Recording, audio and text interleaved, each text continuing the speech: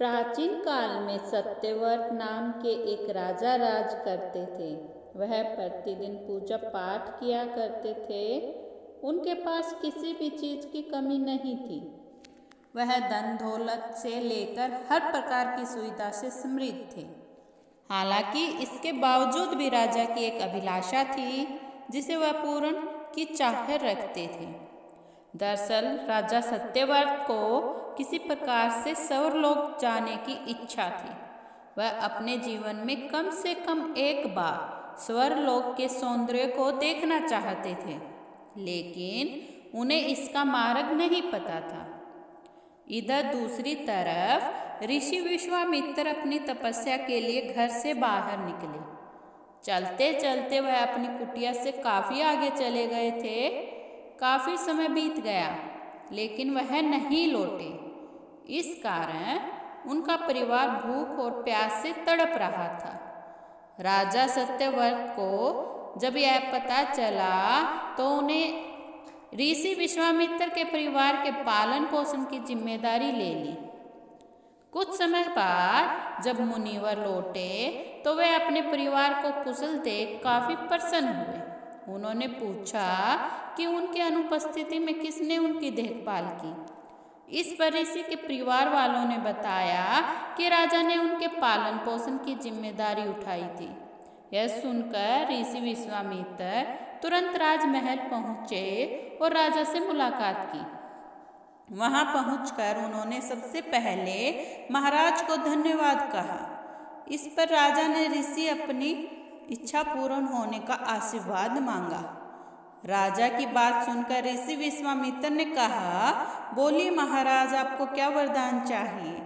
तब महाराज ने कहा, हे मुनि, मुझे एक बार स्वर्गलोक के दर्शन करने हैं। कृपया करके मुझे वहां जाने का वरदान दे।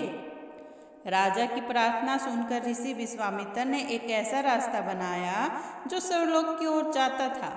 ये देख राजा सत्यव्रत बहुत खुश हुए।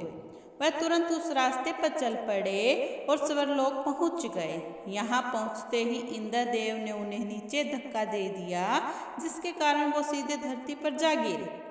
राजा ने सत्यव्रत ने तुरंत सारी घटना ऋषि विश्वामित्र को बताई। राजा की बात सुनकर ऋषि विश्वामित्र गुस्से से आग बबूला हो उठे। उन्होंने तुरंत सभी देवताओं से इस बारे में बात की और इस समस्या का हल निकाला, जिसके बाद राजा के लिए एक नया स्वर्गलोक बनाया गया। नए स्वर्गलोक को पृथ्वी और देवताओं के स्वर्गलोक के बीचों बीच स्थापित किया गया था, ताकि किसी को परेशानी न हो। नए स्वर्गलोक से राजा सत्यव्रत तो बहुत खुश हुए, लेकिन विश्वामित्र को एक चिंता लगातार सता रही थी। उन्हें डर था नया स्वर्गलोक कहीं जोरदार हवा के कारण गिर न पड़े। अगर ऐसा होगा तो राजा सत्यव्रत दोबारा से धरती पर जा गिरेंगे। काफी सोच विचार के बाद ऋषि विश्वामित्र को एक उपाय सूझा। उन्होंने नए स्वर्गलोक के नीचे एक बहुत लंबा खंभा लगा दिया ताकि उसे सहारा मिल सके। ऐसी मान्यता है कि नए स्वर्गलोक के नीचे लगाया गया खंभा एक विशाल पेड़ के तने के रूप में बदल गया। यही नहीं, कुछ समय पश्चात जब राजा सत्यव्रत की मृत्यु हुई तो उनका सिर एक फल में तब्दील हो गया। सभी से इस खंभे को नारियल का पेड़ कहा जाने लगा, जबकि राजा का सिर नारियल के रूप में जाना गया। यही कारण है कि नारियल का पेड़ इतना लंबा होता है।